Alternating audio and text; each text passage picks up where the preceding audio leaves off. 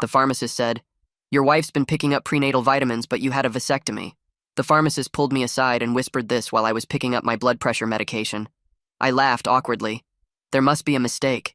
We can't have children. Sir, she's been getting them monthly for 6 months. Always pays cash. Always comes alone. I'd had a vasectomy 8 years ago after our second child died during birth. Lisa had nearly died too, and we'd decided together. No more pregnancies. The risk was too high. She'd been there for my procedure, held my hand through recovery. Driving home, my mind raced. Lisa had been glowing lately, happier. She'd quit wine completely, started yoga, been eating incredibly healthy. I'd thought it was her new wellness kick after turning 40. When I got home, I searched everything while Lisa was at her book club, found the vitamins hidden behind paint cans in the garage. The prescription label was partially scratched off, but I could make out a date, 6 months ago, just like the pharmacist said. That night, I watched Lisa carefully. She definitely looked different.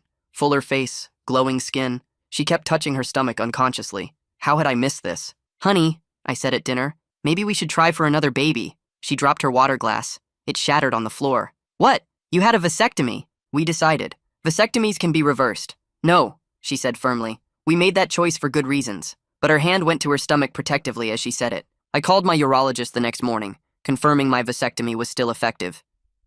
0 sperm count at your last check. Shooting blanks, as they say. Why do you ask?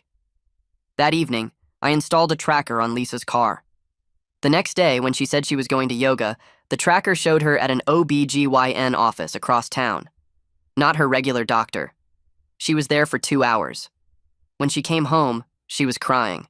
Happy tears, she claimed, about a work promotion.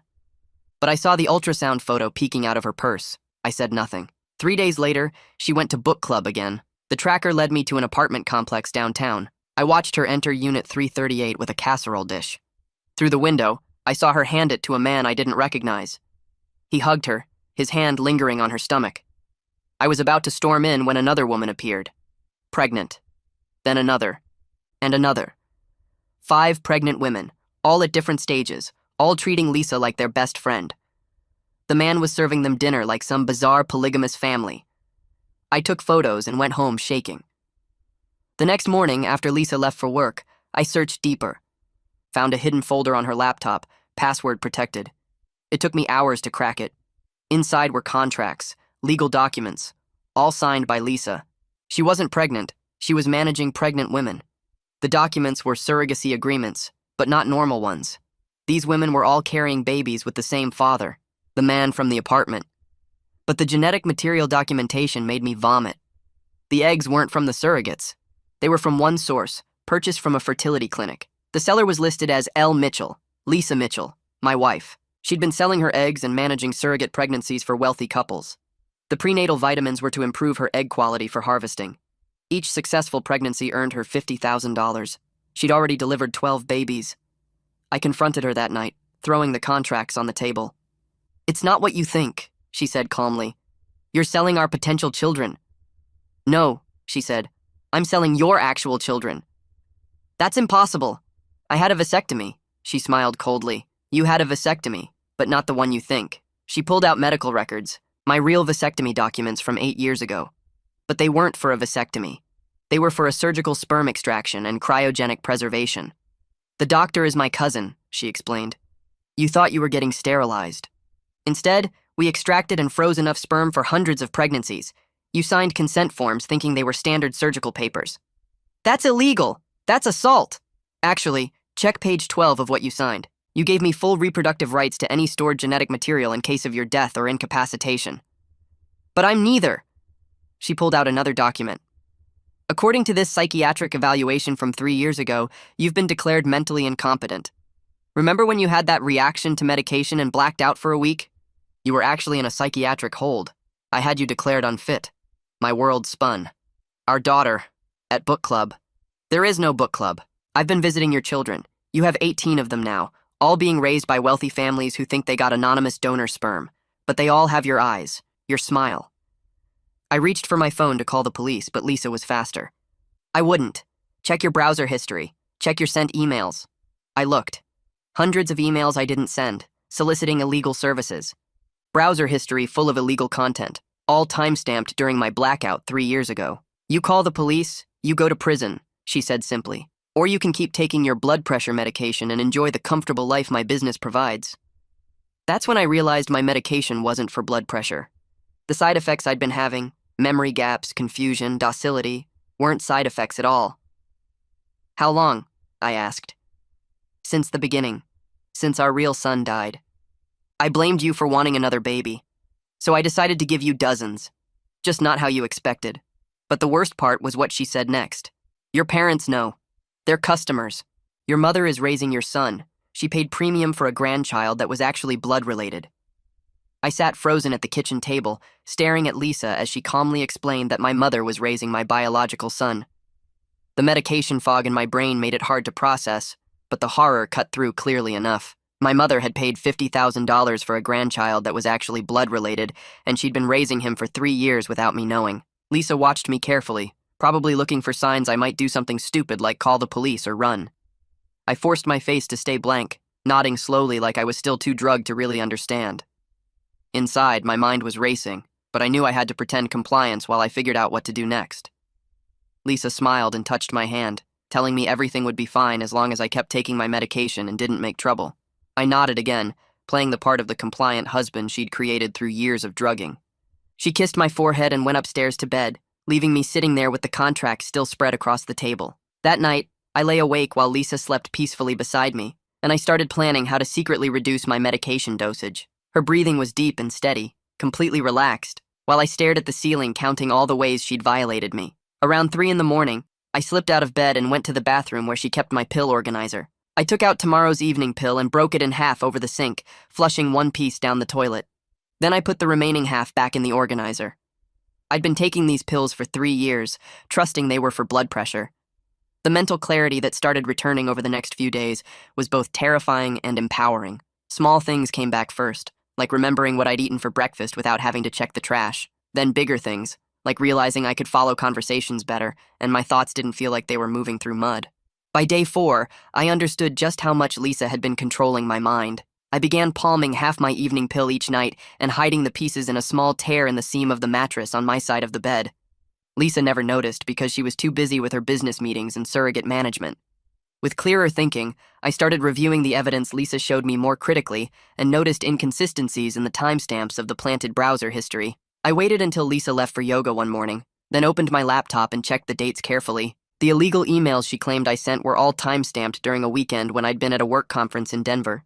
I had plane tickets, hotel receipts, and photos with colleagues that proved I was nowhere near my computer. The browser history, full of illegal content, showed activity on dates when I'd been at my mother's house for Thanksgiving dinner. The dates overlapped with times I had solid alibis for being elsewhere.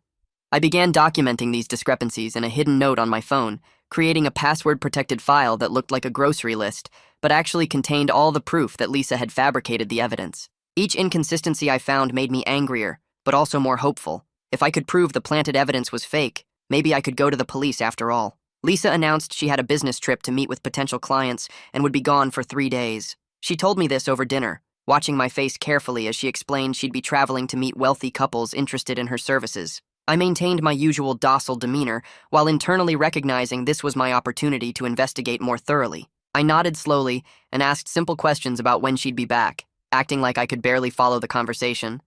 She seemed satisfied with my confusion, reminding me twice to take my medication while she was gone. I acted slightly more confused than usual to sell the idea that the medication was working, forgetting where I'd put my keys and asking her the same question twice.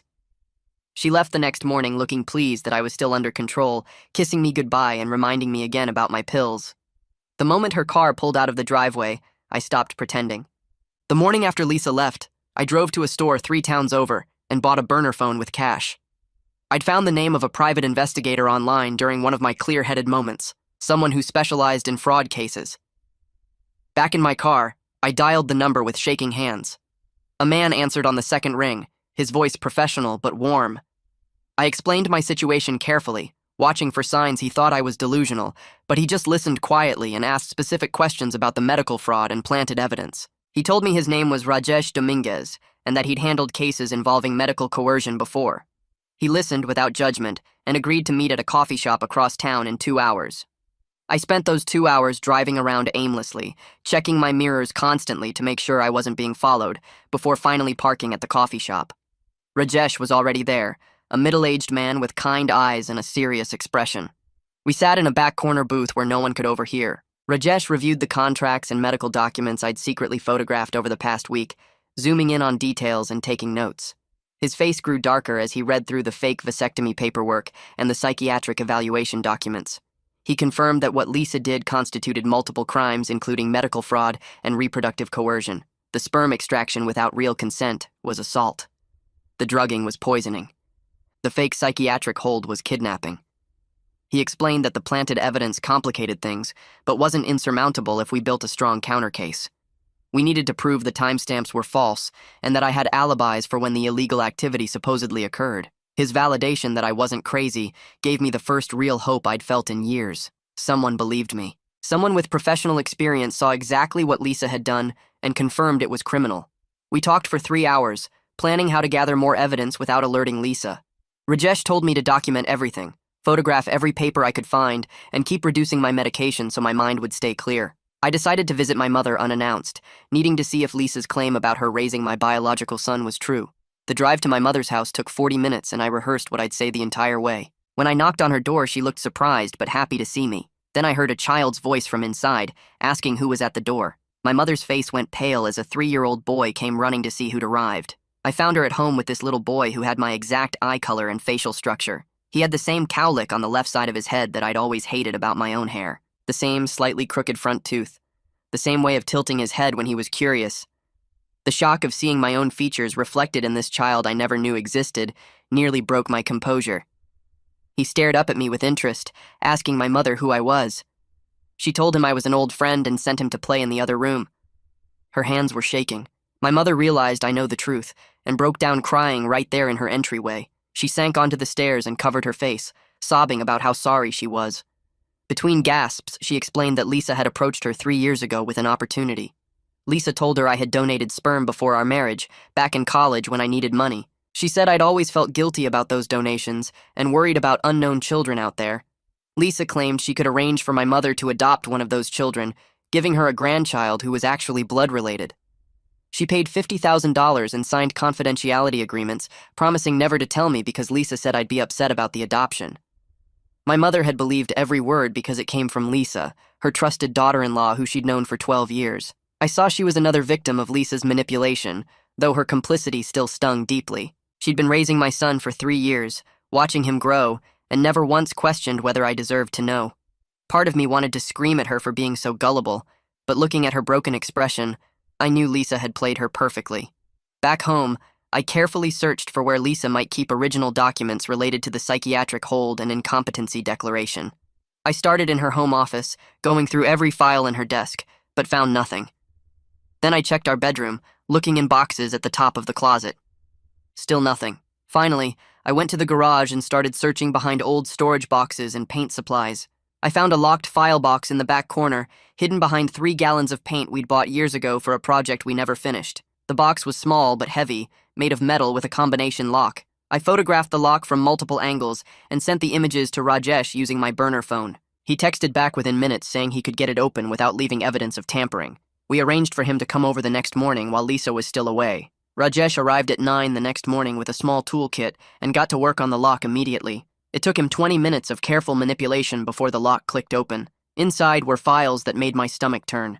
The psychiatric evaluation that declared me incompetent was conducted by someone named Dr. Joyce Vance, and Rajesh recognized the name immediately from a fraud case he'd worked 2 years ago. She was another of Lisa's associates, someone who'd conduct fake evaluations for money. There were also medical records from the hospital stay during my supposed medication reaction, showing they'd admitted me for acute psychosis and confusion.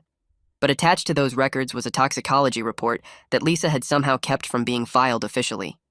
The report showed high levels of a drug called scopolamine in my system, a substance that causes confusion, memory loss, and suggestibility. The medication reaction that hospitalized me was actually a drug Lisa slipped into my food.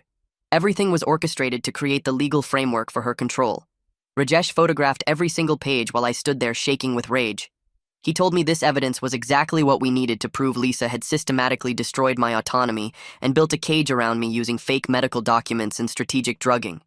We had her now. I pulled out my phone and started taking pictures of every page, my hands shaking so bad I had to steady them against the box. Each document felt heavier than the last as I realized what I was looking at. The earliest paper was dated 9 years ago, before our son died, before Lisa even got pregnant. She'd been planning this from the start, setting up shell companies and meeting with lawyers about reproductive rights while I thought we were building a family. The medical consent form she'd forged with Aaron's help went back to our first year of marriage. I wasn't just discovering a crime, I was uncovering a decade-long scheme where I'd been the target all along. My throat tightened as I photographed a document showing Lisa had researched my family's genetic history, cataloging health conditions and physical traits like I was livestock. She'd evaluated my worth as breeding stock before we even said our wedding vows. Rajesh watched me work, occasionally pointing out details I'd missed. He showed me how to adjust the lighting on my phone to capture the text more clearly, how to organize the photos by date and category. When we finished, he pulled out his laptop and walked me through setting up encrypted cloud storage that Lisa couldn't access, even if she found my passwords. He created 3 separate backup systems, spreading the evidence across different platforms so nothing could be erased completely. Then he taught me how to communicate without leaving traces, showing me apps that deleted messages automatically, and how to use public Wi-Fi networks so my location couldn't be tracked. I felt like I was learning to be a spy in my own life, building secret channels right under Lisa's nose. Rajesh explained counter-surveillance basics, how to check if my car had tracking devices, how to spot if someone was following me. The skills felt paranoid and necessary at the same time. Lisa came home 3 days later looking relaxed and happy. I met her at the door with a hug, playing my usual role of the confused, medicated husband who barely remembered what day it was. She asked if I'd taken my pills on schedule, and I nodded slowly, blinking like the medication made me tired. Inside, I was cataloging everything she did with new awareness. The way she checked the pill organizer to count how many I'd supposedly taken. How she steered conversation away from her trip when I asked basic questions about where she'd been. The casual touches that seemed affectionate, but were actually checking my alertness level, gauging how drugged I was. She mentioned making dinner and I offered to help, then fumbled with the cutting board in a way that made her smile. She thought I was deteriorating, getting worse, more dependent. I let her believe it while my mind stayed sharp and calculating behind the foggy performance. That week, I started going to therapy sessions with Freya more often, scheduling appointments twice weekly instead of monthly. I told her I was having more memory problems lately, forgetting conversations and losing track of time. She looked concerned and asked detailed questions about my medication, when I took it, how it made me feel. I described the confusion and gaps carefully, giving her just enough to raise alarm without making it obvious I was building a case. Freya suggested getting my prescription reviewed by another doctor, someone who could do a full medication assessment. She said memory issues this severe weren't normal for standard blood pressure medication. I agreed slowly, like I was having trouble following her logic. She made notes in her file and told me she wanted to order some tests. I could tell she suspected something wasn't right but was being careful, proceeding professionally instead of jumping to conclusions. 2 weeks later, Lisa announced another book club meeting. I nodded absently while she got ready, then tracked her car on my phone as she drove across town. The tracker led to the same apartment complex where I'd seen the pregnant women before. I parked down the street and watched through binoculars Rajesh had given me. This time, I paid attention to body language, not just counting heads. A woman I recognized from the photos in Lisa's files arrived looking upset, her hands clenched tight around her purse. She was about 6 months pregnant based on how she carried herself, her movements careful and strained. When she reached the apartment door, she hesitated for a long moment before knocking, like she didn't want to go inside. Lisa answered, and the woman's shoulders slumped in defeat. Through the window, I could see Lisa touching her arm, talking in that soothing way she used when manipulating people. The pregnant woman nodded but didn't look convinced. I waited in my car until the meeting ended 2 hours later. The pregnant woman came out alone, walking slowly to a beat-up sedan parked near mine. I got out and approached carefully, keeping my distance so I wouldn't scare her. I introduced myself as someone who had concerns about the surrogacy program, keeping my voice low and calm. She froze when she saw me, her eyes going wide with panic. For a second, I thought she'd run or scream. Then her face crumpled and she started crying right there in the parking lot. She told me her name was Haley and that she was trapped in a contract she didn't understand when she signed it. She'd thought it was normal surrogacy, helping a couple have a baby while earning money for college. But the contract had clauses about genetic ownership and non-disclosure agreements that scared her. She'd tried to back out 2 months ago, and Lisa had threatened her with lawsuits that would destroy her financially. Haley wiped her eyes and asked who I was, why I cared about Lisa's program. I told her I was the genetic father of the baby she was carrying, that Lisa was my wife and that I hadn't consented to any of this. Her mouth fell open and she grabbed the car door for support. She asked if I was serious, if I really didn't know about the pregnancies. I showed her my medical records on my phone, the fake vasectomy papers, some of the evidence I'd gathered. She read through it with shaking hands, her breathing getting faster. Then she looked up at me and said she'd help me if I helped her. She was terrified about what would happen after the baby was born, whether Lisa would take the child and disappear. I promised I'd do everything I could to protect her and document what Lisa was really doing. We exchanged numbers using the secure app Rajesh had set up for me. Haley agreed to meet me at the public library the following week, with her contract copy and any other papers she had. The library meeting happened on a Tuesday afternoon when Lisa thought I was at a doctor's appointment. Haley showed up looking exhausted, dark circles under her eyes like she hadn't slept in days. We found a quiet corner in the reference section, where nobody would overhear us. She pulled out a folder thick with papers and pushed it across the table. The contract was worse than I'd imagined, full of legal language about genetic material ownership and mandatory non-disclosure periods that lasted 20 years. But as Haley explained the terms, something else became clear. She told me there weren't 18 pregnancies like Lisa had claimed to me. There were actually 23 women carrying babies with my genetic material. 5 more were in early stages, being kept separate from the main group that met at the apartment. Lisa had lied about the scale of her operation, probably to keep me from realizing just how big the business had become. Haley spread out more papers showing text messages from Lisa. I read through them carefully, my anger building with each one. The messages showed Lisa threatening legal action if Haley didn't comply with medical appointments. There were texts about diet restrictions and activity limits that went way beyond normal surrogacy care. Lisa had sent one message saying Haley could lose everything she owned if she violated the non-disclosure agreement. Another text threatened to report Haley to immigration authorities even though Haley was a citizen. The coercion was obvious and documented, proof that Lisa wasn't just running a surrogacy business, but actively victimizing vulnerable women. I photographed every message and every page of the contract. This wasn't just about me anymore or my violated reproductive rights. Lisa had hurt multiple people, trapped them in situations they couldn't escape, used their desperation against them. I needed help securing my devices and detecting whatever monitoring software Lisa had installed. I reached out to Carlos, a friend from high school who worked in IT security. I hadn't talked to him in years, but I remembered he was smart with computers and trustworthy. I texted him using my secure phone, suggesting we catch up over coffee.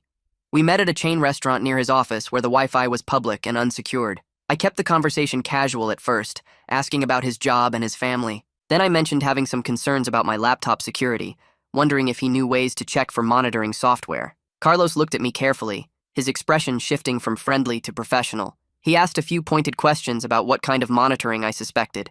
I gave him enough hints without saying too much. He nodded slowly and offered to do a security check on my laptop, said he could come by my house when my wife was out. I felt relief wash through me as I accepted his offer, knowing I was building a team of people who could help me take Lisa down. Carlos arrived 2 days later while Lisa was at work, carrying a sleek laptop bag and a small toolkit. He set up at the kitchen table and plugged in a portable hard drive before asking me to bring him all my devices. I handed over my laptop, my phone, and the tablet I barely used anymore. He worked silently for nearly an hour, running diagnostic programs that filled the screen with scrolling code I couldn't understand. Finally, he leaned back and let out a low whistle. I asked what he found, and he turned the laptop screen toward me, pointing at a list of running processes. Every keystroke I'd typed for the last 3 years was logged and sent to an external server.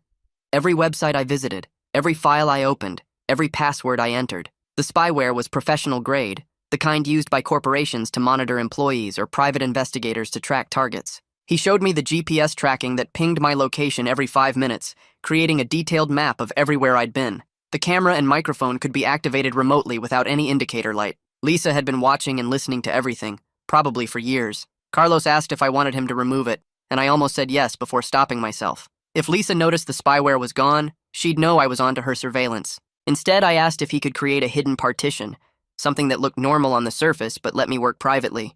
He nodded and said he'd done similar setups for people in bad situations before, clients escaping abusive relationships or whistleblowers gathering evidence. He spent another 2 hours building what he called a virtual machine, a completely separate operating system hidden inside my regular one. To access it, I needed to hold down 3 specific keys during startup. The partition was encrypted and isolated from the main system. Anything I did there wouldn't show up in the spyware logs. He installed secure browsers, encrypted email clients, and file storage that couldn't be traced. When he finished, he showed me how to switch between the regular system and the secure one seamlessly. The regular partition would keep running its normal programs, so Lisa's monitoring wouldn't detect any change in my computer usage patterns. He even set up fake activity generators that would occasionally click links and type random searches to maintain the illusion I was still using the device normally. I felt like a prisoner who'd just been handed a key to his cell. Carlos packed up his equipment, and I walked him to the door, thanking him quietly. He squeezed my shoulder and told me to be careful, that people who go to these lengths to control someone don't give up easily. After he left, I sat at the kitchen table staring at my laptop, knowing I finally had a way to fight back without Lisa knowing. That night, I waited until Lisa was asleep before accessing the secure partition for the first time. The startup sequence felt like performing a magic trick, holding down the 3 keys and watching the screen flicker into a completely different system. I opened the encrypted browser and started searching for reproductive rights attorneys, typing keywords like fertility fraud and reproductive coercion and unauthorized use of genetic material. Most results were about women's reproductive rights, egg donation disputes, or surrogacy contract violations. My situation was so unusual that standard legal categories didn't quite fit. I refined my search to include medical fraud and psychiatric abuse and consent violations. That's when I found Solomon Fitzpatrick's name. His law firm specialized in medical malpractice and bioethics cases. One article described how he'd represented a woman whose fertility doctor had used his own sperm instead of her husband's chosen donor. Another case involved a man who discovered his genetic material had been used without consent after his death. The parallels to my situation were obvious. I read through every article and case summary I could find about him. He'd won significant settlements and criminal charges against medical professionals who violated reproductive autonomy. His website listed his areas of expertise, and reproductive fraud was prominently featured. I drafted an email explaining my situation, trying to be clear and factual without sounding crazy. I described the fake vasectomy, the harvested sperm, the surrogate pregnancies, the psychiatric hold that declared me incompetent, the planted evidence, and the drugging. I attached photos of some of the contracts and medical documents I'd photographed, being careful not to include anything that would identify me until he responded. I used an encrypted email service Carlos had set up that couldn't be traced back to my regular accounts. I hit send at 2 a.m. and closed the laptop, my hands shaking with nervous energy. This was the first real step toward getting help from someone with actual power to do something about Lisa's operation. The response came 6 hours later, while I was pretending to read the newspaper at breakfast. My phone buzzed with a notification from the secure email app Carlos had installed. I excused myself to the bathroom and opened the message. Solomon had written 3 paragraphs acknowledging receipt of my email and asking for a phone consultation at my earliest convenience. He said my case presented highly unusual circumstances that warranted immediate attention, and he wanted to review the evidence in detail. His tone was professional but urgent, like he recognized something significant in what I'd described. He provided a secure phone number and suggested calling from a location where I could speak freely without being overheard or recorded. I deleted the notification and flushed the toilet for cover before returning to the kitchen. Lisa was scrolling through her phone, barely glancing up as I sat back down. I finished my coffee and announced I had some errands to run, needing to pick up supplies for a project I was working on. She nodded absently, and I grabbed my keys, driving to a shopping center parking lot 3 miles away. I sat in my car and dialed Solomon's number using the secure phone app. He answered on the second ring, and I spent the next 20 minutes walking him through everything in chronological order. He asked pointed questions about dates, medical procedures, contract terms, and the psychiatric evaluation. When I described the planted browser history and email evidence, he was quiet for a moment before explaining that while it complicated things, forensic analysis could prove the files were manufactured. The medical fraud and reproductive coercion were serious enough that prosecutors would likely see through Lisa's defensive strategy. He asked about my current safety and whether I felt in immediate danger. I admitted I was drugged daily and monitored constantly, but that I'd started reducing my medication and had secure communication channels now. He said that was smart and asked if I'd be willing to meet in person to review all the evidence I'd gathered. We scheduled a meeting for the following Tuesday at his office downtown. Solomon said he'd review my case pro bono because it had the potential to be a landmark reproductive rights case. He explained that what Lisa had done violated multiple laws around medical consent, bodily autonomy, and reproductive fraud. The psychiatric hold and incompetency declaration added layers of abuse of process and possibly false imprisonment. The drugging constituted assault. The planted evidence was obstruction of justice and possibly conspiracy. He spoke with the kind of confidence that comes from deep expertise, and for the first time in years I felt like someone actually understood the full scope of what had been done to me. He warned that building a case would take time, and we'd need overwhelming evidence before approaching prosecutors. Lisa had clearly planned this operation carefully and would have her own defenses ready. But he said the medical fraud and pattern of victims through the surrogate mothers would help establish that this wasn't just a domestic dispute, but a criminal enterprise. He advised me to continue gathering evidence while maintaining my appearance of compliance. The key was building an unstoppable case before Lisa realized I was no longer under her control. We ended the call, and I sat in the parking lot for another 10 minutes, letting the reality sink in that I finally had a real attorney willing to fight for me. The fog of helplessness that had surrounded me for 3 years was starting to lift, replaced by something that felt like actual hope. 2 days later, my phone rang with a call from Freya's office asking me to come in for an emergency session that afternoon. The receptionist said Freya had reviewed some medical records and wanted to discuss them with me as soon as possible. I felt a spike of anxiety wondering what she'd found, but I agreed to come in at 3. When I arrived, Freya was waiting in her office with a folder of papers spread across her desk. She gestured for me to sit, and her expression was more serious than I'd ever seen it. She explained that she'd been reviewing my medication history and recent blood work as part of standard care documentation. Something hadn't added up about my prescription. The medication I was supposedly taking for blood pressure didn't match the typical dosing or the side effects I'd been reporting. She'd cross-referenced the prescription with pharmaceutical databases, and the medication code didn't correspond to any standard blood pressure treatment. She asked me directly if I knew what I was actually taking. I hesitated, weighing how much to tell her, before deciding she was already suspicious enough that partial honesty was safer than lying. I told her I'd suspected for a while that my wife might be giving me something other than what she claimed.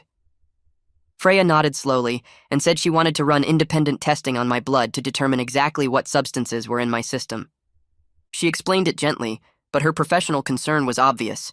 This wasn't just about medication mix-ups, but about the possibility I was being given something without my informed consent. I authorized the blood draw immediately, and Freya took 3 vials, labeling them carefully before sending them to an independent lab she trusted. She said results would take about a week and asked if I felt safe at home. I assured her I was being careful and had started taking steps to protect myself. She made notes in my file and scheduled a follow-up appointment for when the results came back. As I left her office, I felt validated in a way I hadn't expected. Freya's professional concern meant I wasn't crazy or paranoid. A medical expert had looked at the evidence and seen the same red flags I'd been living with. Having her as an ally in the medical field would strengthen my case significantly when the time came to present everything to prosecutors. I drove home feeling like another piece of the foundation was falling into place. The results came back 6 days later, and Freya called me personally to discuss them. Her voice was tight with controlled anger as she explained what the lab had found. My blood showed a mix of anti-anxiety medications and mild sedatives, the kind used to treat severe panic disorders or as pre-surgical relaxation aids. The combination and dosing would absolutely cause memory problems, confusion, and docility. Long-term use at these levels could cause permanent cognitive effects. She said she was horrified and wanted to report this immediately to medical authorities and possibly law enforcement. I asked her to wait, explaining I was building a larger case with an attorney and needed all the evidence compiled before making any official reports. If Lisa found out too soon that people knew about the drugging, she might destroy evidence or disappear. Freya reluctantly agreed, but made me promise to move forward with legal action soon. She documented everything in sealed medical records that could be subpoenaed later. The next evening at dinner, Lisa studied me across the table with an expression I couldn't quite read. She asked how my therapy sessions were going and whether the medication was helping with my stress levels. I played up confusion and fatigue, letting my sentences trail off mid-thought and rubbing my temples like I had a headache. I mentioned that Freya thought maybe the dosage needed adjusting because I was feeling more foggy than usual. Lisa nodded thoughtfully and said she'd talk to the pharmacy about increasing my prescription. She watched me take my evening pills with more attention than usual, making sure I swallowed them completely. I'd gotten good at palming half the dose and hiding it, but that night I made a show of being extra compliant. She seemed satisfied and slightly increased the number of pills she gave me over the next few days, not realizing I was only taking a small fraction. The clearer my mind became, the more I had to pretend to be declining. I started leaving tasks half-finished around the house and forgetting conversations we'd had the day before. Lisa's monitoring increased, but her suspicions seemed to ease. She thought the drugs were working better, making me more manageable. The irony of her satisfaction while I was actually breaking free gave me a grim sense of victory. Rajesh called me on the secure phone 3 weeks after I'd hired him with an update on Aaron Richter. He dug deep into Aaron's background and found a pattern that made my stomach turn. Aaron had lost his medical license in another state 7 years ago for falsifying patient records and performing unauthorized procedures. He'd been sanctioned by the medical board for ethical violations involving experimental fertility treatments that weren't approved. After losing his license, he'd moved here and opened a new practice under slightly different credentials, apparently exploiting gaps in cross-state licensing verification. Rajesh had found 2 other patients who'd filed complaints about Aaron performing procedures that didn't match what they'd consented to, though neither case had resulted in criminal charges. The pattern established that Aaron was exactly the kind of doctor who would participate in Lisa's scheme. He had a history of disregarding patient consent and manipulating medical procedures for his own purposes. This background would be critical for establishing credibility that he would absolutely perform a fake vasectomy and sperm extraction without my knowledge. Rajesh sent me encrypted files with all the documentation, medical board complaints, licensing records, and patient testimonies. I added everything to my growing evidence folder, feeling the case getting stronger with each new piece. I arranged another secret meeting with Haley at the same library, this time asking if she knew other surrogate mothers who might be having doubts about the program. She arrived looking nervous but determined, and she'd brought 2 other women with her. Both were pregnant, one about 5 months along and the other just starting to show. Haley introduced them using only first names and explained that they'd all been talking privately about concerns with their contracts. The first woman described how Lisa had recruited her through a Facebook group for people struggling financially, promising easy money for carrying a baby. The contract had seemed straightforward at first, but once she was pregnant, Lisa had started imposing strict rules about diet, activity, and medical appointments. Any deviation resulted in threats about contract violations and financial penalties. The second woman had a similar story, but added that Lisa had threatened to report her to immigration authorities if she didn't comply, even though she was a legal resident. The coercion was obvious and systematic across multiple victims. I asked if they'd be willing to have their testimonies recorded, and they both agreed, understanding that their cooperation might help stop Lisa from exploiting others. I used my phone to record each woman describing her recruitment, the contract terms, and the coercive tactics Lisa used to maintain control. All 3 women talked about feeling trapped, unable to back out without facing financial ruin or worse. The pattern of victimization extended far beyond just me. Lisa had built an operation that preyed on vulnerable people and used their desperation against them. I promised to protect their identities as much as possible while using their testimonies to build the case. After they left, I uploaded the recordings to my secure cloud storage, knowing this evidence would be crucial for showing prosecutors that Lisa's operation wasn't just about reproductive fraud, but about systematic exploitation of multiple victims. Solomon called me the following Monday to say he'd filed a sealed motion with a judge he trusted. The motion requested a protective order and preliminary investigation into Lisa's activities without notifying her.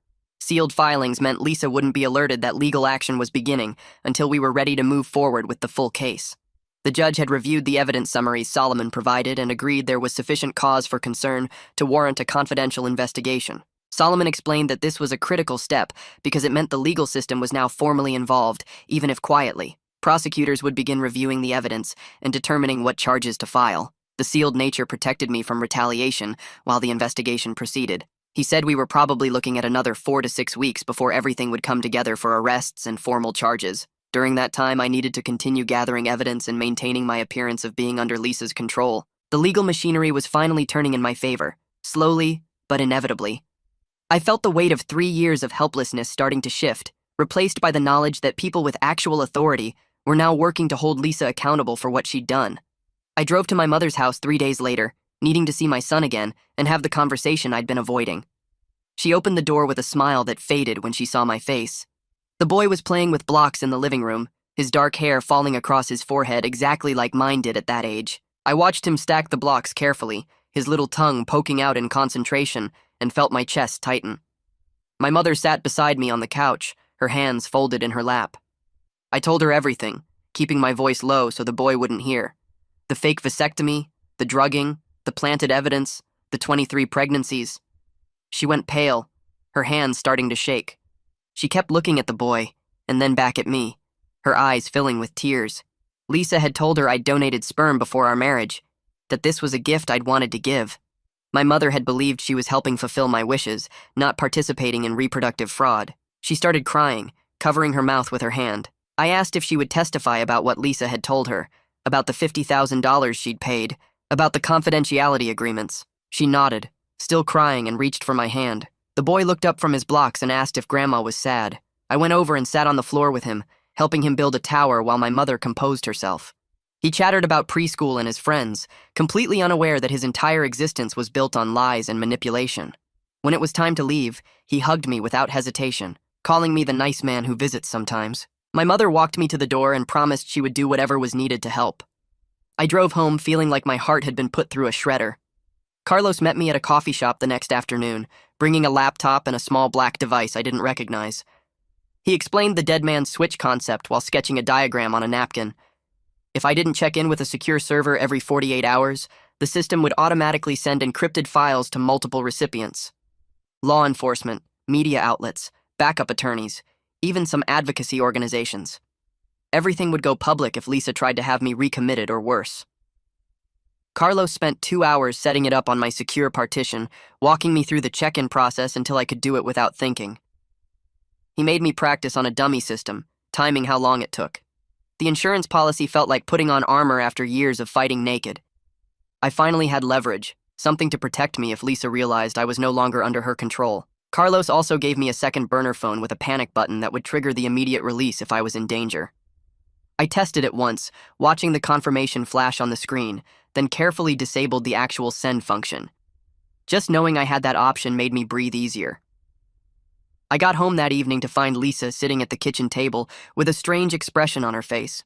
She had a pregnancy test in her hand, the little window showing 2 pink lines. She watched me carefully as she held it up, her smile cold and calculated. I felt my stomach drop but forced excitement onto my face, asking if it was real. She said yes, that she'd stop taking her birth control and use the stored material one more time. Another child to bind me to her operation, another piece of leverage. I hugged her like I was supposed to, feeling her body tense against mine. She was testing me, watching for any sign that I wasn't the docile, medicated husband anymore. I played along perfectly, suggesting names and asking about due dates while my mind raced. This was escalation, a new layer of control. I excused myself to the bathroom and used my hidden phone to document everything, including a photo of the test she'd left on the counter. The manipulation was so obvious now that I could see through her tactics, but I had to pretend nothing had changed.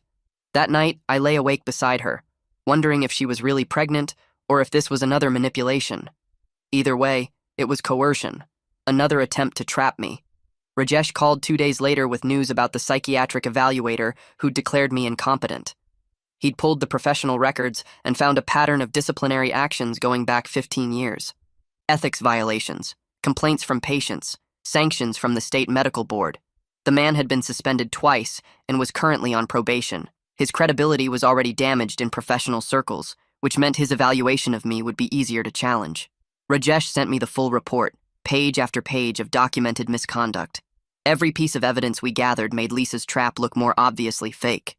The psychiatric hold, the incompetency declaration, the planted browser history, all of it was falling apart under real investigation. I felt vindication building with each new discovery, the truth becoming impossible to deny. Rajesh also found that the evaluator had financial connections to Aaron, Lisa's cousin. They'd worked together on multiple cases, always with outcomes that benefited Aaron's patients in custody disputes or competency hearings. The corruption went deeper than just my case. My next session with Freya was scheduled for Thursday afternoon, and I decided it was time to tell her everything. I brought my tablet with some of the evidence loaded on the secure partition, photos of contracts and medical records. Freya listened without interrupting as I explained the fake vasectomy, the sperm extraction, the years of drugging. I showed her the blood test results proving what I'd actually been taking. Her face went through shock, horror, and anger as she processed what I was telling her. She believed me completely, having already suspected the medication manipulation. She said she'd provide expert testimony about the drugging and its effects on my mental state, that this was one of the most extreme cases of medical abuse she'd encountered. Freya also explained how the medication cocktail would have made me suggestible and compliant, perfect for Lisa's control. She asked about my current mental state, and I told her about reducing the dosage, about the clarity returning. Freya made notes in her file, documenting everything for the legal case. She also gave me information about trauma therapy, saying I'd need serious support once this was over. Having her validation and professional backing felt like gaining a powerful ally. Solomon called me the following Monday with the news I'd been waiting for. A prosecutor who specialized in complex fraud cases had agreed to take on a formal investigation. Solomon had presented the evidence summaries, and the prosecutor was fascinated by the reproductive coercion angle. This could set legal precedent, establish new protections for victims of fertility fraud. We were moving from defensive planning to active legal offense. The prosecutor wanted to meet with me directly within the next 2 weeks to review everything in detail. Solomon explained that this was the turning point, where the legal system officially recognized the crimes against me. The prosecutor would have subpoena power, investigative resources, the ability to bring criminal charges. Everything we'd been building toward was finally happening. Solomon warned me that once subpoenas were issued, Lisa would likely figure out something was wrong. I needed to be ready for her to escalate or try to run. We discussed safety protocols, and I told him about the dead man switch Carlos had set up. Solomon approved, saying it was smart insurance. The prosecutor's office moved faster than I expected. Within a week, Solomon called to say subpoenas had been issued for Lisa's business records, Aaron's medical files, and financial records from the families who'd purchased genetic material. Everything was sealed to prevent Lisa from being notified, but the investigation was now official. Court orders had been sent to banks, medical facilities, and the fertility clinic where Lisa had sold her eggs. The net was closing around her operation. I felt terror and readiness in equal measure, knowing we were approaching the point where Lisa would find out. Solomon advised me to maintain normal behavior at home, to keep taking the fake medication publicly, to act like nothing had changed. The investigation would take a few more weeks to gather all the evidence before moving to arrests. I had to hold on just a little longer without tipping Lisa off. Every morning I woke up next to her felt like sleeping beside a bomb. I arranged to meet with all 3 surrogate mothers who were cooperating, wanting to make sure our testimonies were consistent. We gathered at a private room Rajesh had rented at a hotel, somewhere Lisa wouldn't think to monitor. Haley was 7 months pregnant now, her belly round and prominent. The other 2 women were at different stages, both looking nervous but determined. We spent 3 hours going through our stories, making sure the timeline matched, that we could all verify Lisa's coercive tactics and the suspicious contract terms. They talked about feeling trapped, about threats Lisa had made regarding legal consequences if they backed out. I promised that their babies would be protected regardless of what happened with the case, that I wasn't trying to take custody from anyone. These women were victims just like me, exploited by Lisa's manipulation. Haley asked what would happen after the arrests, and I admitted I didn't know for certain. Solomon was working on protective orders for all the surrogates, making sure they couldn't be punished for the contracts they'd signed under duress. We exchanged encrypted contact information and agreed to check in regularly as things progressed. Carlos called me in a panic 2 days later, his voice tight with urgency. He'd been monitoring my mother's phone as part of our security protocols and discovered spyware similar to what had been on my devices. Lisa had been monitoring my mother's calls and texts, which meant she might know about our conversations. We immediately switched all communication to the encrypted apps Carlos had set up. I warned my mother to be careful what she said on her regular phone, to assume Lisa was listening. The chess game was accelerating toward confrontation, and Lisa was preparing her own defensive moves. Carlos checked Rajesh's devices and found attempted intrusions, sophisticated attacks that had been blocked by his security. Lisa was actively trying to discover what we were planning. The timeline was compressing whether we wanted it to or not. I felt the pressure building, knowing the confrontation was coming soon. Solomon called an emergency meeting at his office to discuss the compressed timeline. He explained that Lisa's pregnancy claim created legal urgency. If she was actually pregnant with my genetic material again, we needed to stop the exploitation before another child was created. The prosecutor agreed that we couldn't wait the full investigative timeline. They were scheduling the formal confrontation and arrest for the following week, giving us just 7 days to make final preparations. Solomon walked me through what would happen, how the arrests would be coordinated, where I needed to be for safety. The prosecutor wanted me at the station when Lisa was brought in, ready to give my statement while everything was fresh. Rajesh would provide all his investigative files. Freya would be available for expert testimony. The surrogate mothers would give their statements separately. Everything was coming together faster than I'd expected, the momentum building toward an unavoidable collision. I left Solomon's office feeling like I was standing on the edge of a cliff, about to jump. I spent the next 7 days checking every piece of evidence 3 times over, making sure nothing could fall apart under scrutiny. Rajesh came by the house while Lisa was at work, bringing his equipment to do one final sweep of every room. He found the first camera hidden inside a smoke detector in the bedroom, lens pointed directly at the bed where I slept. The second was built into a picture frame on my desk, watching everything I did on my computer. The third was the worst, tucked inside the bathroom mirror where I'd been taking my reduced medication doses and hiding the pills. She'd been watching me the entire time, seeing me palm the tablets and stash them away. My hands shook as Rajesh carefully photographed each camera in place before disabling them. She knew I was resisting. She'd been letting me think I was clever while documenting my rebellion. Rajesh assured me the secure partition on my computer had protected my real work, that the cameras couldn't see through his encryption. But the violation burned deeper than anything else she'd done. Even my most private moments had been performance for her surveillance. We left the cameras disabled but in place, making it look like technical failures rather than discovery. Let her wonder what went wrong with her spy system. Solomon called that afternoon with final confirmation that everything was ready for the next morning. The prosecutor had coordinated with 3 different police departments to execute simultaneous warrants. Timing had to be perfect, so Lisa couldn't warn Aaron or destroy evidence once she realized what was happening. I was supposed to be at Solomon's office by 6 in the morning, before Lisa woke up. I'd leave a note saying I had an early meeting, nothing suspicious. Just another normal day until it wasn't. That night I couldn't sleep at all, lying in bed next to Lisa while my mind ran through every possible way this could go wrong. What if the prosecutor decided the case was too weird to pursue? What if Lisa had backup plans I didn't know about? What if she'd hidden evidence somewhere we hadn't found? I kept thinking about all those children, 31 pregnancies she'd orchestrated using my genetic material without consent. Some of them were already born and living with families who had no idea their donor wasn't anonymous. Others were still growing inside women who thought they'd signed up for something legitimate. Around 3 in the morning, I got up quietly and went to my computer, using the secure partition to write letters I hoped no one would ever need to read. I wrote to my son at my mother's house, explaining everything in simple words a child could understand someday when he was old enough. I told him none of this was his fault, that I loved him even though we'd never met properly, that I was fighting to be his father for real. I wrote to the other children I'd never know, scattered across the country in homes where they'd grow up thinking they came from anonymous donor number whatever. I told them about their genetic history, my family's medical background, things they deserved to know. I wrote to Haley's baby, due in just a few weeks now, explaining that her mother was brave and strong and had been victimized just like me. I saved all 3 letters in the secure cloud storage where they'd be safe even if something happened to me. Then I sat in the dark living room watching the clock tick toward morning, feeling like I was standing on the platform before a high dive, knowing the only way out was to jump. I left the house at 5:30 with my note on the kitchen counter, driving through empty streets to Solomon's office downtown. He was already there with coffee and a box of files, looking tired but focused. We went over the timeline one more time while we waited for confirmation that the warrants were being served.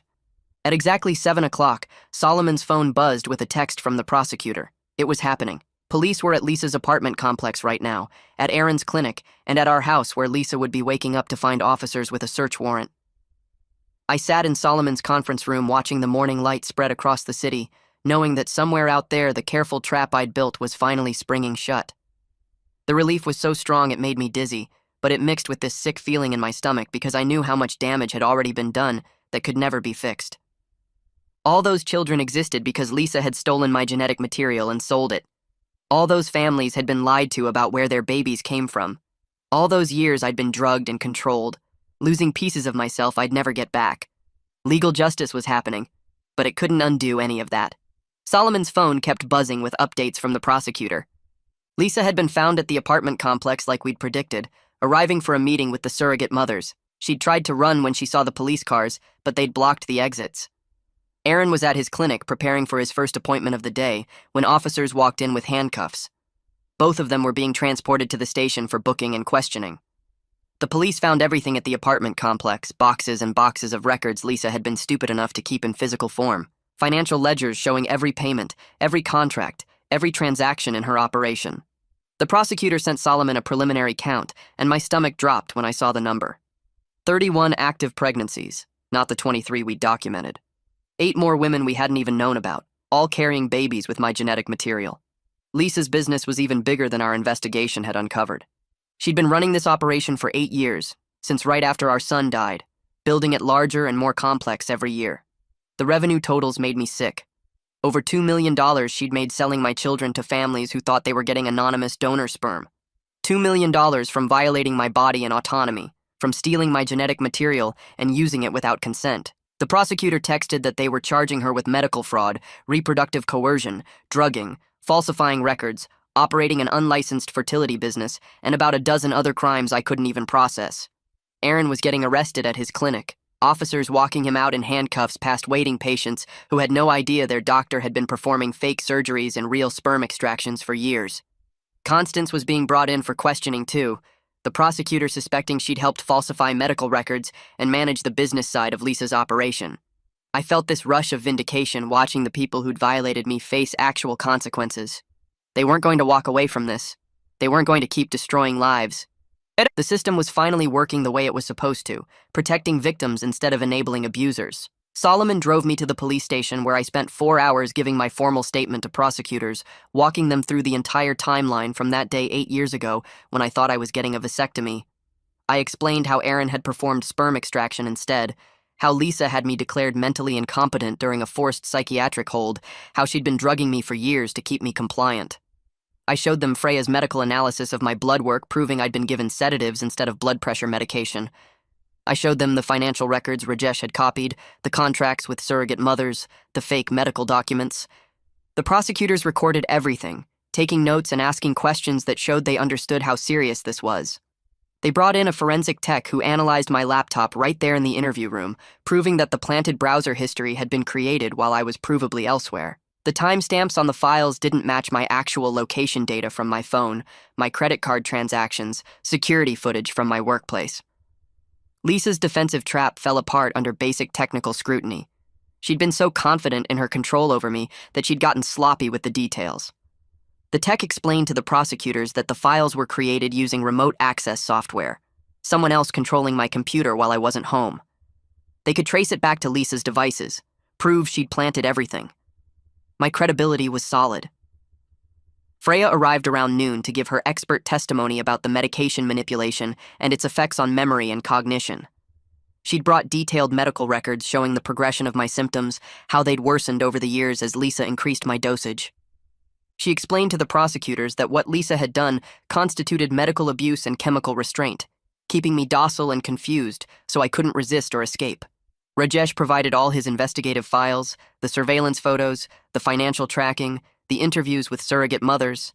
Everything we'd built over the past months came together into an overwhelming case that the prosecutors said was the strongest reproductive coercion case they'd ever seen.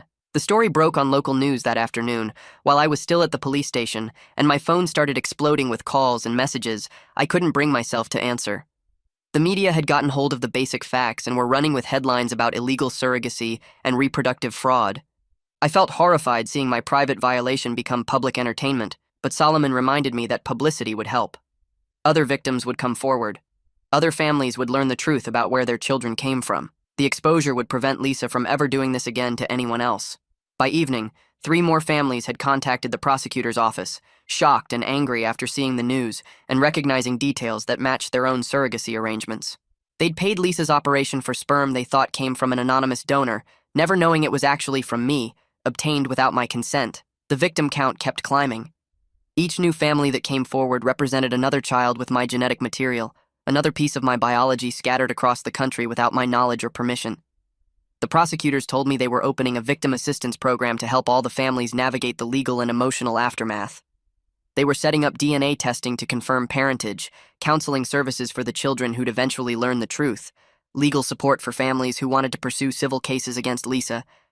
The scope of the damage was so big it would take years to fully address. The judge granted me an emergency restraining order that same day, signing papers that legally prohibited Lisa from contacting me in any way pending trial. The order covered phone calls, emails, texts, social media, physical proximity, everything. She couldn't get near me or communicate with me at all. The judge also suspended the incompetency declaration immediately, stating that the evidence of fraud and coercion made the original psychiatric evaluation invalid. After 3 years of being legally declared unfit to make my own decisions, I was suddenly recognized as a competent adult again. The relief was so intense, I almost broke down crying right there in the courtroom. I could make my own medical decisions. I could manage my own finances. I could sign legal documents without needing Lisa's approval. The cage she'd built around me was finally unlocked.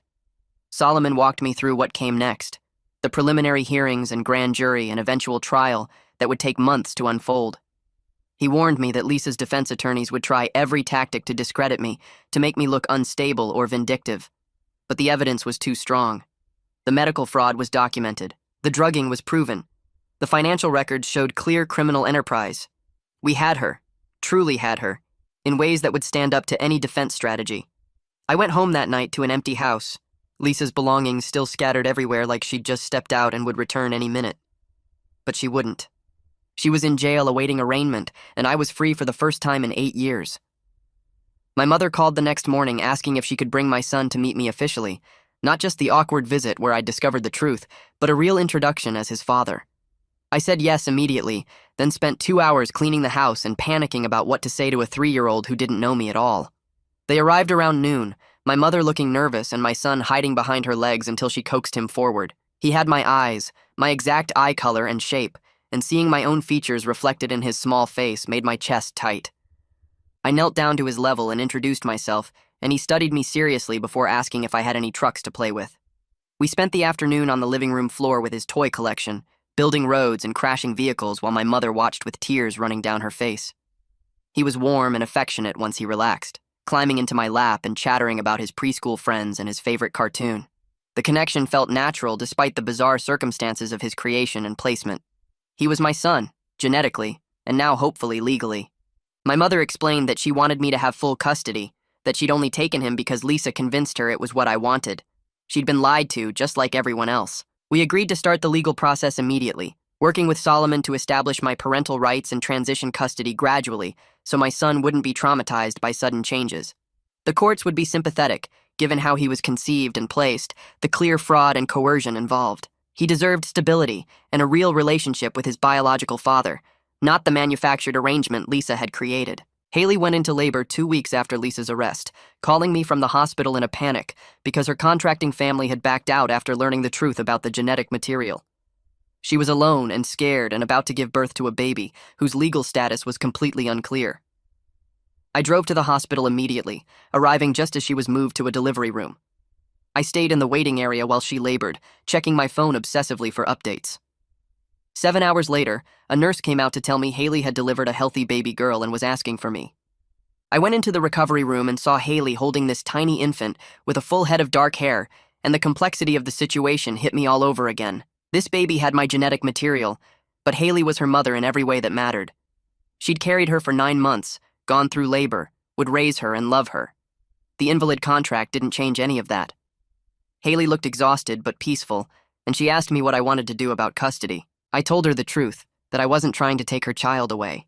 Haley was the mother who'd carried and birthed her. The baby deserved to stay with her mother, not get caught up in more legal chaos. We agreed to work with attorneys to establish clear parental rights, Haley as the legal mother with full custody, and me listed as the genetic father with no custody claims. I'd help financially when she needed it, and maintain a relationship as an uncle figure, someone in the baby's life but not trying to be her father. The baby deserved stability and love, not another court battle over her existence. Haley cried and thanked me, and I held my genetic daughter for a few minutes before giving her back to her real mother. She was beautiful and perfect, and she represented both the worst violation I'd experienced and the possibility of something good coming from terrible circumstances. Over the next few months, I spent hours each week at the prosecutor's office, going through every document and contract Lisa had created.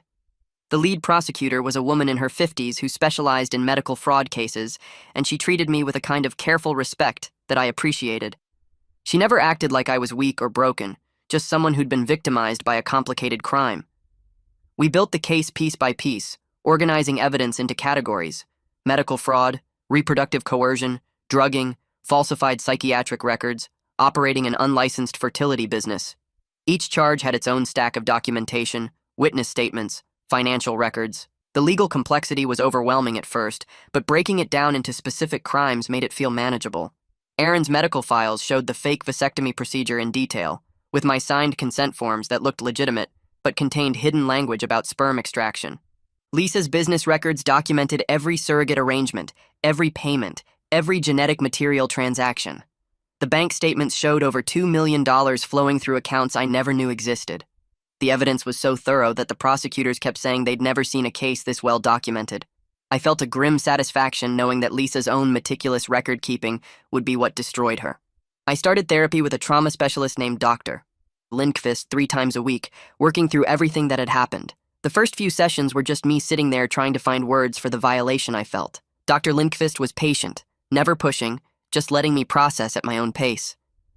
We talked about bodily autonomy and how the fake vasectomy was a form of assault that went on for years. We discussed the drugging and how it had stolen my ability to think clearly, to make decisions, to protect myself. The medication had kept me docile and confused, while Lisa built her entire operation around my genetic material. Dr. Lindqvist explained that trauma like this takes years to fully process, that there's no quick fix or simple resolution. But working with a clear mind, without the fog of those pills, felt like progress in itself. I could remember things now, connect events, see patterns I'd missed before. The genetic children I'd never know were the hardest part to discuss. 18 people out there with my DNA, growing up in families who thought they'd gotten anonymous donor sperm. I'd never be their father, never know most of them, never have any real relationship with them. That loss felt impossible to quantify or grieve properly. Dr. Lindqvist helped me understand that I could acknowledge that pain without letting it consume me, that I could build a life even with that wound. The surrogate mothers who'd been trapped in Lisa's coercive contracts formed a support group, and Haley invited me to attend some of the meetings. There were 7 women total, all at different stages of pregnancy or postpartum, all trying to figure out how to move forward. Some of them had signed contracts thinking they were helping infertile couples, only to discover the genetic material came from a scheme they never agreed to. Others had been lied to about the compensation or the legal protections they'd have. The meetings were held in a community center basement, and I sat in a circle with these women who were all connected to me through Lisa's exploitation. I shared my perspective about the fake vasectomy and the drugging, and they shared their experiences with Lisa's manipulation and control. Some of them decided to keep the babies they were carrying, forming bonds during pregnancy that felt more important than the circumstances of conception. Others chose adoption, wanting the children to go to families who could provide stability without the trauma attached. A few were still undecided, working through their options with counselors and lawyers. I supported whatever decision each person made for themselves, knowing that every situation was different and complicated. We were all just trying to navigate the aftermath of Lisa's exploitation, finding ways to reclaim some control over our lives and bodies.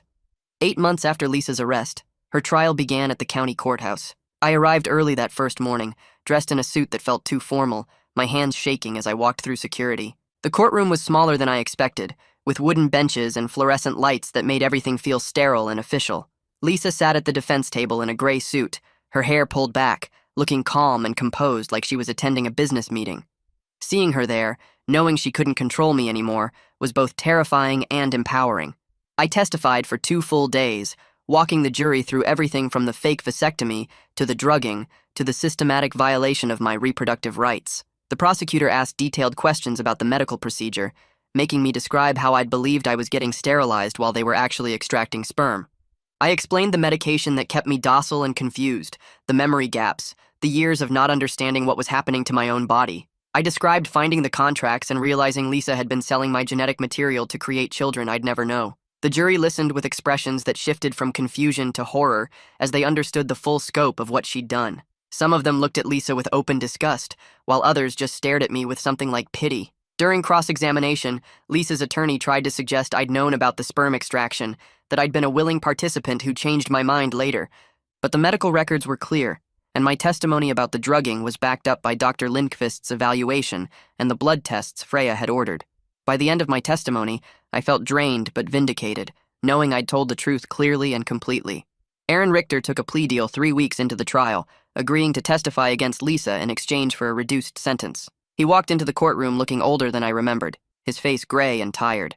He sat in the witness box and described how Lisa had recruited him 9 years ago, before our second child was even born, to perform the fake vasectomy and sperm extraction. He admitted they'd planned it from the beginning, that Lisa had approached him with the scheme, and he'd agreed because she was family, and promised him a cut of the profits. He explained the surgical procedure in detail, how they'd made it look like a standard vasectomy while actually extracting viable sperm for cryogenic storage. He described falsifying my consent forms to include language about reproductive rights that I never understood I was signing. His testimony was clinical and detailed, showing premeditation and conspiracy that destroyed any remaining credibility Lisa's defense had. Her attorney tried to discredit him as a criminal saving himself, but the documentation supported everything he said. Lisa sat at the defense table looking furious, her composure finally cracking as her co-conspirator turned on her completely. The prosecution played recorded phone calls between Lisa and Aaron, discussing payments and new surrogate arrangements, conversations that proved ongoing conspiracy. By the time Aaron stepped down from the witness stand, Lisa's defense had crumbled entirely. The jury deliberated for only 6 hours before returning with a verdict. I sat in the courtroom gallery, surrounded by some of the surrogate mothers and Solomon, waiting while my heart hammered against my ribs. When the jury foreman stood and read guilty on all counts, the relief hit me so hard I nearly passed out. Lisa showed no emotion as the verdicts were read one by one. Medical fraud, reproductive coercion, drugging, falsifying psychiatric records, operating an unlicensed fertility business. The judge scheduled sentencing for 2 weeks later, and I attended that hearing too, needing to see it through completely. Lisa was sentenced to 18 years in prison, the maximum allowed under the combined charges. It wasn't enough time for what she'd done, for the years she'd stolen from me and the children she'd created without consent, but it was significant, more than I'd hoped for when I first contacted Rajesh. I felt a complicated mix of relief, anger, and sadness watching the bailiff lead her away in handcuffs. Relief that she was finally facing consequences, anger that it took so long and hurt so many people, sadness for the marriage I'd thought we had that was apparently never real. She looked at me once before they took her out, and I stared back without flinching. She had no power over me anymore. Constance Richter received a lighter sentence of 5 years for her role in falsifying medical records and helping cover up the scheme. She'd been the clinic administrator who processed the paperwork and made sure everything looked legitimate on the surface. Her attorney argued she'd been manipulated by her husband and Lisa, that she hadn't fully understood the scope of what was happening. The judge was somewhat sympathetic but still imposed prison time for her active participation. The psychiatric evaluator who declared me incompetent lost his license permanently after an investigation by the state medical board. They found he'd falsified other evaluations too, part of a pattern of unethical behavior that finally caught up with him. Each person who'd participated in Lisa's scheme faced consequences appropriate to their level of involvement. Some got prison time, others lost professional licenses, a few faced civil lawsuits from victims. Watching the legal system actually work, actually hold people accountable, restored some faith I'd lost over the past few years. The civil judgment came through 6 months after Lisa's criminal conviction. I was awarded $2 million from Lisa's assets, essentially everything she'd earned from her illegal operation. The judge ruled that all proceeds from the fertility fraud belonged to the victims, and I was the primary victim whose genetic material had been exploited. The money went into accounts I set up for specific purposes: ongoing therapy for myself and the surrogate mothers who needed it, a trust fund for my son that he'd access when he turned 18, and a foundation to support other victims of reproductive coercion. Financial compensation didn't heal the violation or undo what happened. No amount of money could give me back the years Lisa stole or change the fact that I have genetic children I'll never really know. But it provided practical support for recovery and let me help other people who'd been hurt by her scheme. I could afford the intensive therapy I needed, help the surrogate mothers with their medical bills and legal fees, and make sure my son had resources for his future. The money felt like reclaiming something, taking back what Lisa had stolen and using it for actual good, instead of her twisted operation. My son came to live with me full-time after a gradual transition period that took about 4 months. At first, he spent weekends at my apartment while still living primarily with my mother. Then it became half the week, then full-time with regular visits to my mother's house. The transition was harder on him than I'd expected. He was only 3 years old and didn't understand why everything was changing, why he couldn't see his grandmother every day anymore, why this man who was suddenly his father had such a complicated relationship with the woman who'd arranged his existence. We worked with a child therapist who specialized in complex family situations, helping him process the changes in age-appropriate ways. I learned how to be a father to a toddler, figuring out routines and meals and bedtime stories. Some days were good, full of small joys like watching him play with blocks or hearing him laugh at something silly. Other days were hard when he cried for my mother or asked questions I didn't know how to answer. But slowly, we built a real father-son relationship based on trust and consistency. My mother visited regularly, usually twice a week, and we were all working through our guilt and trauma in therapy. She was dealing with her role in Lisa's scheme, the fact that she'd paid for a grandchild without questioning where the genetic material came from or whether I'd actually consented. We had difficult conversations about boundaries and honesty, about how to move forward without pretending the past didn't happen. We were slowly becoming a family, though not the one any of us expected or would have chosen. I connected with some of the families who'd unknowingly raised my biological children through a mediator who specialized in complex genetic situations. Not all of them wanted contact, and I respected that completely. These were their children, raised from birth, loved and bonded to their families. I wasn't trying to disrupt their lives or claim any parental rights. But a few families were open to limited contact, wanting their children to know their genetic history and medical background. I met 3 of my genetic children in supervised settings over the course of several months. The first was a 5-year-old girl with my dark hair and the same crooked smile I see in photos of myself as a kid. Her parents were kind and careful, letting us meet at a park with the mediator present.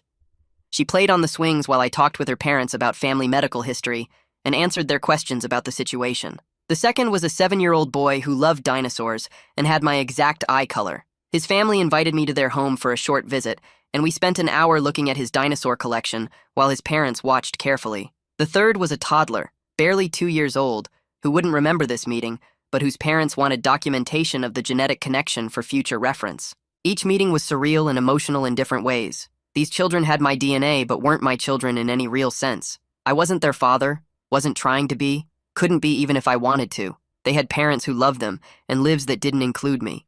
But they deserved to know their genetic history, deserved to have answers if they ever had questions, deserved to know they weren't products of anonymous donation, but of a complicated crime that wasn't their fault. We were figuring out what these relationships could be, building something new that didn't fit traditional categories, but felt right for everyone involved.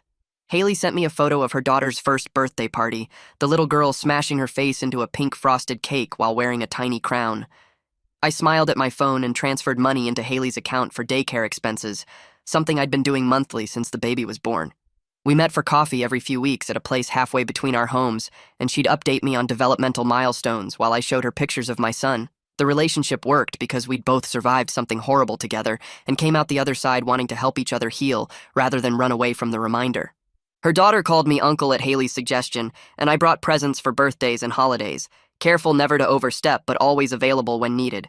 Haley was thriving as a single mom, working part-time as a nurse while her daughter attended a good daycare program I helped pay for. She'd started dating someone recently, a kind man who knew her full story and accepted the complicated nature of her daughter's genetic origins. Watching her build a happy life after everything Lisa put her through gave me hope that recovery was actually possible.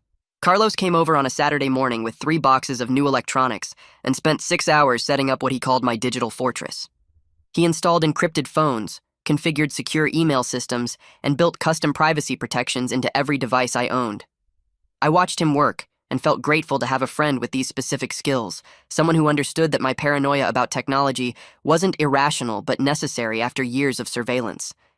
He showed me how to check for spyware, how to verify my devices were clean, and how to maintain proper security protocols going forward.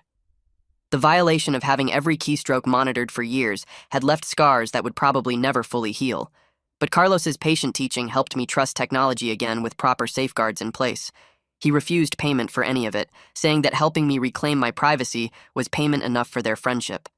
We ordered pizza and talked about normal things like sports and movies, and I realized how much I'd missed having regular friendships with people who weren't connected to the legal nightmare of my life. Solomon called me about testifying before the state legislature on a bill addressing reproductive coercion and fertility fraud. My case had become a catalyst for legal reform, and lawmakers wanted to hear directly from someone who'd experienced this specific type of violation. I said yes, despite the terror that flooded through me at the thought of speaking publicly about the most humiliating details of my life. We met at his office to prepare my testimony, and he coached me on staying focused and calm while discussing traumatic events. The hearing room was smaller than I expected, but still intimidating, filled with legislators and their staff members taking notes while I spoke into a microphone. I told them about the fake vasectomy, the drugging, the years of exploitation, and the legal gaps that had allowed Lisa to operate her scheme for so long. Several legislators asked questions, and I answered as clearly as I could, focusing on how the laws needed to change to protect other people from similar violations. Walking out of that building afterward, I felt shaky but proud that my terrible experience might prevent someone else from going through the same thing. 2 years after Lisa's arrest, I stood in my son's kindergarten classroom for parent night and watched him show me his artwork hanging on the wall. He was thriving in the school, making friends easily and loving his teacher, a patient woman who knew his background and gave him extra support when he needed it. I'd reconnected with old friends over the past year, people I'd lost touch with during the years Lisa controlled my life, and slowly built a support network of people who knew my full story. Some of them had pulled away when they learned the details, unable to handle the complexity and weirdness of my situation, but the ones who stayed became my closest friends. The medication was completely out of my system, and my mind felt sharp and clear in ways I'd forgotten were possible. I could think through complex problems, remember conversations accurately, and make decisions without the fog that had clouded everything for years. My therapist said I was doing remarkably well given what I'd been through, though she cautioned that trauma recovery wasn't linear and I should expect setbacks. Still, standing there watching my son explain his finger painting to me with pure joy, I felt genuinely good about where my life was heading. I started dating again 6 months ago, taking things incredibly slowly and being very upfront about my complicated history on the first date. The woman I'd been seeing worked as a librarian and had her own complex past that made her patient with my need to build trust gradually. We'd been on maybe 15 dates over those months, mostly coffee and walks in the park. Nothing physical beyond holding hands. She knew about Lisa, about the biological children scattered across the state, about my son and the ongoing therapy and the legal advocacy work. She listened without judgment and shared her own stories of surviving a difficult divorce, and we built something careful and genuine between us. Last week, she'd met my son for the first time at a playground, and they'd gotten along well, building sandcastles together while I watched. The possibility of a normal relationship had seemed impossible 2 years ago, but here I was actually experiencing something healthy and real with someone who understood that trust would take time. My son asked about his mother while I was tucking him into bed, wanting to know when she'd come home from the place she was staying. I sat on the edge of his bed and told him gently that his mom had done some bad things that hurt people, and she had to stay in prison for a long time as a consequence. He asked if she'd hurt me, and I said yes, she had, but that he was safe now and loved. His therapist had prepared me for these questions and coached me on giving age-appropriate answers that were honest without being traumatizing. He seemed to accept my explanation and asked if he could visit her someday, and I told him maybe when he was older if he still wanted to. Child therapy was helping him process his unusual family situation better than I'd expected, and his therapist said he was a remarkably resilient kid. He fell asleep holding my hand, and I sat there in the dark feeling grateful that despite everything Lisa had done, I had this one good thing that came from it. Several families with my biological children had agreed to an annual gathering where the kids could meet each other and me, a strange new tradition we were creating together. The first one happened last month at a park pavilion, with 7 children ranging from age 2 to 9 running around while their parents watched nervously. I brought my son and introduced him to his genetic half-siblings, and they all played together like regular kids while the adults made awkward small talk. One of the fathers thanked me for not trying to claim custody or insert myself into their lives beyond these supervised gatherings. And I told him I understood these were their children, raised and loved by them, and I just wanted the kids to know their genetic history. The children seemed to enjoy having siblings they could visit once a year, comparing features and laughing when they noticed they all had the same eye color. We took a group photo at the end, all these kids who shared my DNA standing together, and I felt a complicated mix of sadness and connection. We weren't a traditional family, but we were building something new that worked for everyone involved. 3 years after the confrontation with Lisa, I woke up on a Saturday morning feeling genuinely happy about my life. My son was still asleep in his room, and I made coffee while planning our day at the Science Museum. I had meaningful work advocating for reproductive rights, testifying at hearings, and consulting with lawmakers on new legislation. My relationship was growing stronger, and we were talking about moving in together next year after dating for over a year. I'd connected with several of my biological children through the annual gatherings and occasional supervised visits, building relationships that felt right for everyone. What Lisa did could never be undone, and I carried those scars in ways that would probably affect me forever. But I'd reclaimed my life and autonomy, built a good home for my son, and created a future I was actively choosing, rather than having forced on me. I wasn't just surviving anymore, going through motions while drugged and controlled. I was actually living freely, making my own decisions, building the life I wanted. My son padded into the kitchen in his pajamas asking for pancakes, and I smiled and got out the mixing bowl, ready for whatever this day would bring.